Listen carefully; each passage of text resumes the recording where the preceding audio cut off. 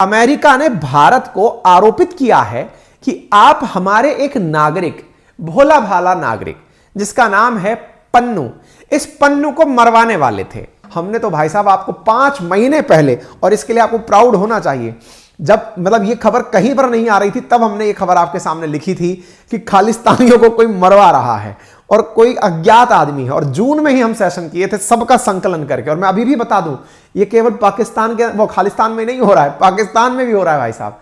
पाकिस्तान में भी आतंकियों को चुन चुन कर मारा जा रहा है। हर दिन की अपडेट आती है पर हम देते नहीं है। कहोगे तो ला देंगे कभी, किसी दिन कहोगे तो, ठीक है। क्या है भाई साहब, जानकारी निकल कर आई है कि निखिल गुप्ता नाम का व्यक्ति, जो कि 50 साल से लगभग ऊपर का है, उसने फिल्मी अंदाज में, स्टोरी बड़ी रोचक है साहब, थोड़ा सा इसको प्लॉट के साथ समझिएगा। आरोप हम पर लगाया गया है कि आप इसको मरवाने वाले थे। हमने कहा सर जी, ये आपका नागरिक है तो हमारे देश में अलग देश की मांग क्यों कर रहा है? नागरिक आपका है तो संभाल के रखिए ना। मामला इंटरनल है, और इंटरनल मामला है तो हम ताकत दे चुके हैं अपने अज्ञात लोगों को कि जहां देखो निपटा दो। हमारे देश के टुकड़े आपकी खुशी के लिए तो नहीं होने देंगे ना जी। आरोप क्या है अब वो सुन लीजिए। एक अज्ञात व्यक्ति का नाम डिस्क्लोज हुआ है। नाम है उसका निखिल गुप्ता। अज्ञात ही निखिल है।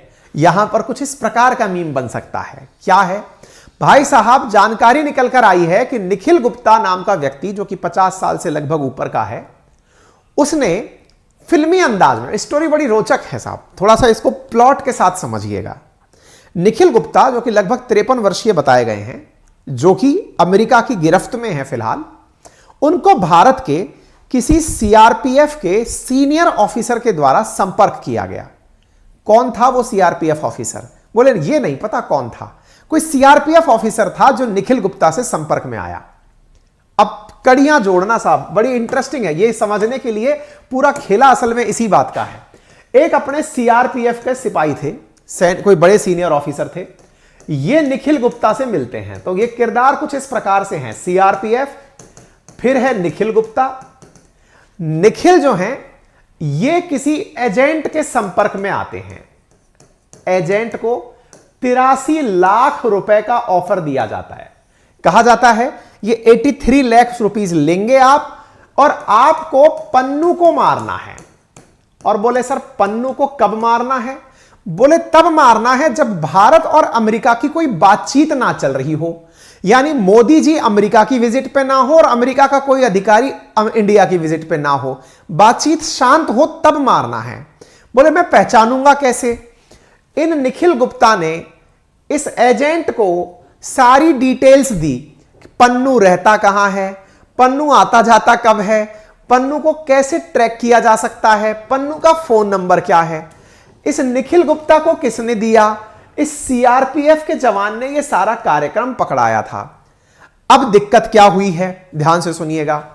इस पन्नू को मारने के लिए, अच्छा पन्नू जो है इंडिया से भागकर गया था, जब ये यूएस की नागरिकता ले लिया था और साथ में कनाडा की नागरिकता भी ले लिया था। कनाडा के अंदर निज्जर नामक प्राणी था जिसको कि जून में इन भाई साहब ने टपकवा दिया था।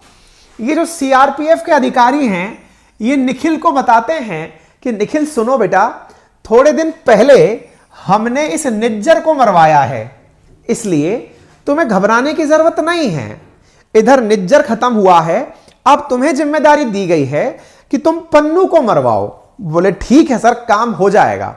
काम करने के लिए निखिल ने एजेंट से संपर्क किया। निखिल जहां मात खा गए, निखिल को निक के नाम से भी लिखा गया है। निखिल जहां मात खा गए वो कौन सी जगह थी हम बताते हैं। जिस एजेंट को मारने की जिम्मेदारी दी गई थी वो एजेंट असल में अमेरिकी खुफिया विभाग का एक अंडर कवर एजेंट भी था। बस यहां मात खा गए। मात कैसे खा गए? यानी कि यह भी एक खुफिया आदमी था जो एजेंट था, लोगों को मारने के लिए बोलियां लिया करता था। वो कौन सी मूवी है जिसमें सलमान खान जाकर के बाद में पता चलता है, सलमान खान वैसे तो गुंडा है लेकिन बाद में पता चलता है कि फिल्म के अंदर दिखाया लास्ट में वो पुलिस वाला निकल आता है। वांटेड है शायद, अगर मैं सही हूं तो, पता नहीं कौन सी है, ठीक है। तो कुल मिलाकर के इस खेले में अब हुआ क्या है, अब वो सुन लीजिए। यह समय बताया गया है जून का, जिस समय कहा गया है कि एजेंट को टास्क दिया गया था यह कहकर के कि निज्जर का काम हो गया है, तुम इनका काम कर दो। तो भैया ये निखिल कहां थे फिर? निखिल इनको जब मरवा नहीं पाए, जब ये कंफर्म हो गया इस एजेंट को कि यार ये तो हमारे ही किसी नागरिक को मारने की बातें कर रहे हैं, ये एजेंट किसी और एजेंट को ये बात बता दिया कि सर सुनो, इंडिया वाले अपने विरोधी को मारने की तैयारी कर रहे हैं। बस जैसे ही ये बात निखिल को पता चली कि ये एजेंट क्रॉस एजेंट हो गया है, ये निखिल यहां से निकल लिए और निकल करके पहुंच गए चेक रिपब्लिक नामक देश में। चेक रिपब्लिक देश में पहुंच गए। कब पहुंच गए? जून में। कुछ महीना याद करिए, ये वही महीना है जिस समय निज्जर मारा गया था। जब मैंने आपको सेशन करके बताया था कि अज्ञात लोगों के द्वारा खालिस्तानियों को मारा जा रहा है, उस समय बल्क में टेंडर निकला हुआ था और उस टेंडर में निखिल निकल करके चेक पहुंच गए। अमेरिकी खुफिया एजेंसी वालों ने निखिल की तलाश करी। निखिल की तलाश करी तो निखिल चेक रिपब्लिक में मिले। जून की घटना है ये, अब आप दिसंबर में एंट्री कर जाएंगे कल। चेक रिपब्लिक से कहकर के प्रत्यर्पण संधि के अधीन इस निखिल गुप्ता को अमेरिका वाले चेक से अमेरिका ले आए हैं। अमेरिका आ चुका है निखिल, और ऐसी स्थिति में अब कोर्ट के सामने निखिल को प्रस्तुत किया जाएगा। एक बकायदा डॉक्यूमेंट दिखाया गया है जिसमें लिखा है कि यह सारी कहानी है। सर एक बात बताओ, इस कहानी में बड़ा ट्विस्ट आ रहा है, इंटरेस्ट आ रहा है। कैसे? इसका मतलब अमेरिका वालों को यह डे 1 से पता था, 30 जून से, कि निखिल ये काम कर रहे थे। बोले हां। तो बाइडेन जब G20 में इंडिया आए थे तब कुछ बोले क्यों नहीं? अरे बोले थे, अमेरिका से आए थे जब भारत के कान में। इंडिया वाले कहे देखो चुप रहो, बोल गए तो अभी के अभी पुतिन को बुला लेंगे और आपका बोला बाला यहां चुप हो जाएगा। ट्रूडो जाकर मचला, अंकल देखो इंडिया को बोलो ये निज्जर को मरवाए थे। बाइडेन बोलते हैं सुनो बेटा, तुम्हारी इज्जत तो फिर भी बच गई है, तुम्हारी तो चलो लुट गई है, हमारी तो बहाल हाल में बची है। बोले कैसे? बोले हमारे आदमी को भी मरवाने भेजे थे यार, ये पन्नू को मरवा रहे थे। सोचो हमारी कितनी इंसल्ट होती। दुनिया में लोग हंसते हम पर, आज तक पाकिस्तान पर हंसते हैं कि इन्होंने ओसामा को मार दिया था अमेरिका वालों ने पाकिस्तान में घुसकर, और पाकिस्तान को पता नहीं चला। सोचो हमारी बेइज्जती तो बाल बाल बची है। बोले कैसे? बोले सोचो अगर पन्नू को अमेरिका में मार दिया होता तो लोग कहते कि भैया बच के रहो, नई मोसाद इंडिया वालों की आ गई है। बोले ये घुस के मार देते हैं यार। तो बाइडेन मोदी जी से कहे होंगे कि यार तुम ना यार ये बात गलत कर रहे हो यार गुरु, हैं हमको ही कह दिए होते, ये क्या मतलब है, हमें बिना बताए। मोदी जी कहे कि देखो G20 में ज्यादा मुंह नहीं खोलिएगा, अदरवाइज पुतिन तैयार बैठे हैं, वो तुरंत आ जाएंगे। बाइडेन चले गए, आराम से तसल्लीपूर्वक तरीके से चले गए। लेकिन उसको कौन समझाए नादान प्राणी को? ट्रूडो वहां जाकर मचल गए, अंकल देखो इन्होंने तो आपकी बात नहीं मानी थी, मैं बताता हूं निज्जर इनने मरवाया था। ट्रूडो बाइडेन बोले सुनो हमें पता था मरवाया है, अभी नहीं बोलना था। तुम्हें दिख नहीं रहा है कि ये रसिया यूक्रेन चल रहा है, इंडिया अभी चुप है, इजराइल हमास चल रहा है, इंडिया अभी चुप है। कब बोलना है फिर अंकल ये बताइए? अरे तब बोलना है जब दुनिया में शांति हो। तो बोले कब? अरे अब हमास और इजराइल के बीच में शांति हो गई है, अब नया मामला निकालो यार, फुटेज खाने के भी तो समय रखो। इंडिया कभी भी फट गया दिक्कत हो जाएगी। फिर जाकर के ये वाला शिगुफा बाहर निकल कर आया है कि इंडिया ने ऐसा किया है, बड़ा प्लॉटिंग के साथ हुआ है। ये बात मोदी जी को भी पता है कि बाइडेन को भी पता है। बाइडेन को भी पता था कि मरवाने कौन आया था और किसको आया था। असली इज्जत की बात यह कि देखो यार ये नहीं गुरु, हमारे देश में मरवा दिया ना, दुनिया मजाक बनाएगी, कहेगी अमेरिका फिर काहे का देश हुआ, इसके अंदर लोग मरवा के चले जा रहे हैं। भाई साहब इसका मतलब कुल मिलाकर बात यह है कि ये जो सीआरपीएफ वाले भाई साहब है ना, बस इनकी तलाश है अमेरिका को अब कि ये सीआरपीएफ वाले कौन थे। निखिल गुप्ता को भी नहीं पता। सीआरपीएफ वाले ने अपना नाम CC1 बताया था, CC1 नाम है मेरा, अब ढूंढो CC1 कौन है, वो उसका कोड था CC1। अब वो तलाश रहे हैं अमेरिका वाले। अमेरिका वाले कह रहे हैं, इधर रशियन टाइम्स वाले मजे ले रहे हैं इनके, और रशियन टाइम्स वाले क्या मजे ले रहे हैं कि अमेरिका वालों ने आरोप लगाया है इंडिया के ऊपर। खैर फिलहाल के लिए रशियन टाइम्स वाले मजे ले रहे हैं अमेरिका के, ये बोले देखो इंडिया को थोड़ा हल्के में मत लो बेटा, पहले ये तेल खरीद करके तुम लोगों को ये रियलाइज कराए कि हम कितने बड़े हैं, अब तुम्हारे ही देश में लोगों को घुसकर मार रहे हैं। खैर कोई बात नहीं, ये पूरी की पूरी बात निकल कर आई मर्डर फॉर हायर चार्जेस। यहां पर ये जानकारी निकल कर आई, ये जो बातें मैंने सारी सुनाई हैं, ये सारी कहानियां यहां पर पूरी तरह से लिख करके अमेरिका की कोर्ट के अंदर बकायदा United States of America versus Nikhil Gupta also known as Nick, इस अज्ञात प्राणी का नाम निखिल है, अज्ञात निखिल है, ये वाली चीज जो निकल कर आई है अमेरिका से। पन्नू बड़ी राहत की सांस ले रहा होगा कि बेटा अभी भी निखिल तो पकड़ में आ गया है, लेकिन ये जो असली था ना, जिसने ये टेंडर दिया था 83 लाख रुपए का, वो अभी भी फरार है। अमेरिका वाले अब इंडिया आएंगे बात करने के लिए कि यार तुम पन्नू की कीमत मात्र 83 लाख रुपए लगाए, ये क्या बात है।